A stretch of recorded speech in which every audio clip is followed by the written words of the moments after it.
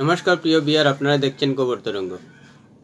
পশ্চিমবঙ্গের প্রাক্তন সভাপতি দিলীপ ঘোষ কি রাজনীতি থেকে বিদায় জানাচ্ছেন, সন্ন্যাস নিচ্ছেন রাজনীতি থেকে। তিনি অপেক্ষা করছেন যে রাজ্য বিজেপিতে আগামীতে কি হয়। যেহেতু সুকান্ত মজুমদার কেন্দ্রীয় মন্ত্রী হয়েছেন এবং রাজ্য সভাপতি পদে নতুন কাউকে নেওয়া হবে, যেহেতু বিজেপিতে এক পদে দুই পদে একসঙ্গে থাকার বিধান নেই, তাই সেই অপেক্ষায় হয়তো রয়েছে। প্রিয় বিহার, ভিডিওটি ভালো লাগলে সাবস্ক্রাইব করবেন, সাবস্ক্রাইব করলে আপনার ক্ষতি হবে না। এ নিয়ে কিন্তু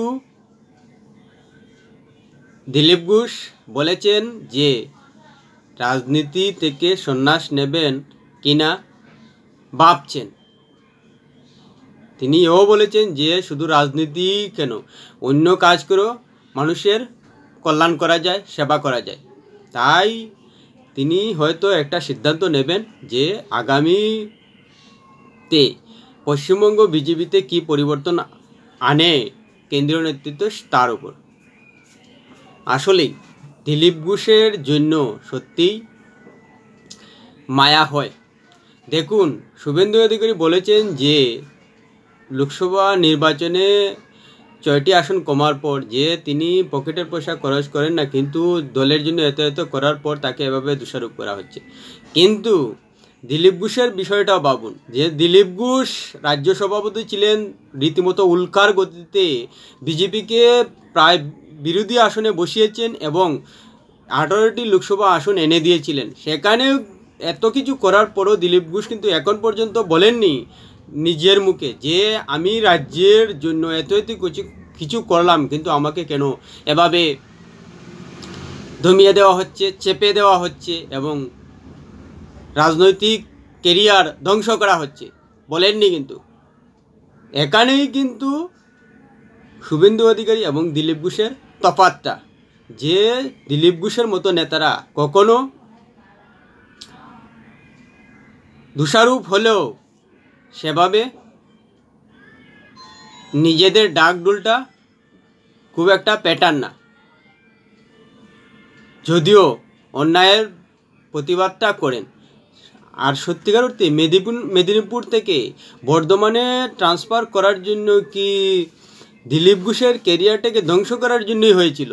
যে বা যারাই করুক, সেটাই কি উদ্দেশ্য ছিল? না হলে সুকান্ত মজুমদারকে যদি তার বালুরঘাটে রাখা যায়, তাহলে দিলীপ ঘোষকে কেন রাখা হলো না তার লোকসভা আসনে?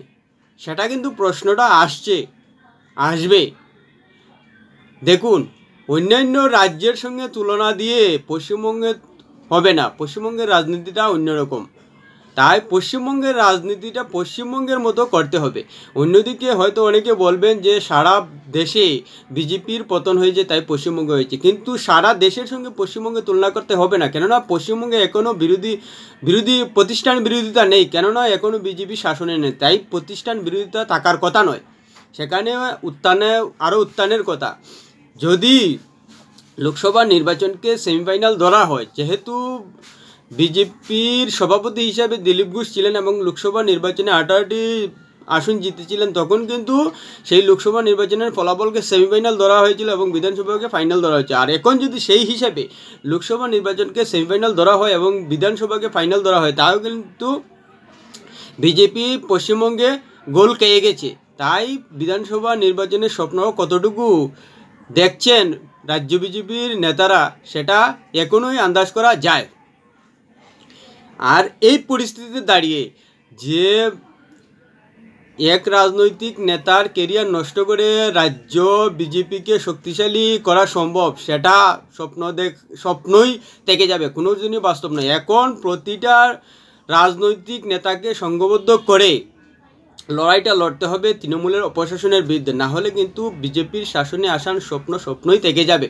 আর দিলীপ ঘোষের মতো সাংগঠনিক নেতাকে তো একেবারেই প্রয়োজন। আর তাকে যদি সরিয়ে দেওয়া হয়, যেভাবে ঘটনা পরস্পর চলছে, তাতে একটাই পরিষ্কার বোঝা যাচ্ছে যে দিলীপ ঘোষকে রাজ্য বিজেপি থেকে রীতিমতো সরানোর চক্রান্ত চলছে, এটাই মনে হচ্ছে। কেননা প্রথমত সভাপতি পদ থেকে সরানো হয়েছে, যদিও সেটা একটা বাধ্যবাধকতা বাধ্যবাধকতার কারণে। এরপর তার মুখ বন্ধ করা হয়েছে, তারপর বিভিন্ন সাংগঠনিক পদ থেকে সরানো হয়েছে, এবার রীতিমতো রাজনৈতিক ময়দান থেকেই সরিয়ে দেওয়া হয়েছে তাকে, যেহেতু তিনি কোনো জনপ্রতিনিধি হিসেবে উঠে আসেননি। কিন্তু তাকে তার আসন থেকে কেন সরানো হলো? যেহেতু তিনি তৃণমূল স্তরের কর্মী হিসাবে উঠে এসেছেন, তাই তার কোনো পাকা ভিত্তি নেই রাজ্য রাজনীতিতে, তাই তার আসনটি থেকে সরিয়ে দিলে তিনি পরাজিত হবেন, সেই অঙ্কটা কিন্তু করা হয়েছিল। হয়তো এটাই কিন্তু বোঝা যাচ্ছে রাজ্য বিজেপির কাণ্ড কারখানায়। আর এভাবে একটা দিলীপ ঘোষের মতো নেতাকে বসিয়ে দিয়ে কোনো অবস্থায় রাজ্য বিজেপি শাসনে আসতে পারবে না পশ্চিমবঙ্গে, সেটা হলফ করে বলে দেওয়া যায়। কেননা লোকসভা নির্বাচন যদি সেমিফাইনাল ধরা হয়, তাহলে মমতা অভিষেক যেভাবে উঠে এসে দলকে তুলে এনেছেন, তাতে কিন্তু বিধানসভা নির্বাচনে তারা আরও শক্তিশালী হবে এবং আরও আত্মবিশ্বাসের সঙ্গে লড়াইটা করবেন। সেখানে বিজেপির সমস্ত নেতা কর্মীদের একজুট হয়ে লড়াই করা উচিত। এভাবে দিলীপ ঘোষের মতো নেতাদের সরিয়ে দিয়ে দলকে দুর্বল করে সাংগঠনিক দিক দিয়ে কোনো অবস্থায় যে এখনও শক্তি রয়েছে, সেই শক্তি কিন্তু কমে যাবে। তাই এই দিকটা বিবেচনা করা উচিত। আর যদি শুভেন্দু কথা ধরুন, তাহলে কিন্তু এটাই বলা যায় যে শুভেন্দু যদি 18 থেকে বেশি আসন আনতে পারতেন, তাহলে অবশ্যই তার প্রতি ভরসা করা যায়। কিন্তু শুধু তমলুক আর কাতি লোকসভা আসন দিয়ে তো আর পশ্চিমবঙ্গে শাসনে আসার স্বপ্ন দেখা যায় না। পুরো রাজ্যটাকেই সাংগঠনিক দিক দিয়ে বিস্তার করতে হবে বিজেপিকে, না হলে কিন্তু সরকারে আসার স্বপ্নই থেকে যাবে এবং তৃণমূলের অপশাসন সরানো সম্ভব নয়। আর এখন যেভাবে দিলীপ ঘোষকে একেবারে বসিয়ে দেওয়ার তালে রয়েছে বিজেপি, তাতে এটাই বোঝা যাচ্ছে যে দিলীপ ঘোষকে রাজ্য বিজেপি থেকে চিরতরে সরানোরই চক্রান্ত চলছে। না হলে কেন দিলীপ ঘোষের মনে রাজনীতি থেকে সন্ন্যাস নেওয়ার কথা উঠে আসছে? কেন দিলীপ ঘোষ এভাবে বলছেন যে রাজনীতি থেকে সন্ন্যাস নেবেন? নিশ্চয়ই দিলীপ ঘোষের সঙ্গে এমন কিছু করা হচ্ছে যার কারণে তার মনে রাজনীতি থেকে সরে যাওয়ার কথা মনে হচ্ছে। সেটাই কিন্তু পশ্চিমবঙ্গ বিজেপির জন্য দুঃস্বপ্ন হয়ে যেতে পারে। যদি বিধানসভা নির্বাচনে জিততে না পারেন, তাহলে কিন্তু বিজেপির আফসোসের শেষ থাকবে না। অনেকেই হয়তো বলছেন যে বিজেপির ভোট শতাংশ বেড়েছে এবং বিধানসভা আসন বেড়েছে, কিন্তু কেউ একবারও বলছেন না যে ভোটারদের সংখ্যাও কিন্তু বেড়েছে। অন্যদিকে যখন 2019-এর লোকসভা নির্বাচনে বিজেপি 18টি আসন পেয়েছিল, তখন কিন্তু বিধানসভা নির্বাচনের হারেও 133টি আসনের মতো এগিয়েছিল বিজেপি। সেই হিসাবটা কিন্তু আনছে না। হয়তো একটা পক্ষপাতিত্বের দাঁড়ে গিয়ে অনেকে হয়তো শুভেন্দুকে গুরুত্ব দিচ্ছেন, কিন্তু দিলীপ ঘোষ যে রাজ্য রাজনীতিতে বিজেপিকে শূন্য থেকে এতটুকু উপরে তুলে এনেছেন, সেখানে তো পিছিয়ে যাওয়ার কথা ছিল না। এখন 18 থেকে অন্ততপক্ষে 28 হওয়ার কথা ছিল, না হলেও 19টি হওয়ার কথা ছিল। সেখানে হয়নি মানেই দাঁড়াচ্ছে বিজেপি পিছিয়ে গেছে। সেই পিছিয়ে যাওয়া অবস্থা থেকে আবার বিধানসভায় ফেরার স্বপ্নটা কী করে হতে পারে? তাই আমার অন্ততপক্ষে মনে হচ্ছে যে পশ্চিমবঙ্গের রাজনীতিটাকে এখনও পশ্চিমবঙ্গের রাজনীতিতে যেভাবে দিলীপ ঘোষ শুরু করেছিলেন সেভাবে বিজেপি করছে না, লাইন থেকে সরে গিয়েছে। না হলে কিন্তু আমরা দেখতে পাবো বিজেপি হয়তো উত্তরপ্রদেশ, মহারাষ্ট্র এবং বিহারে কমলেও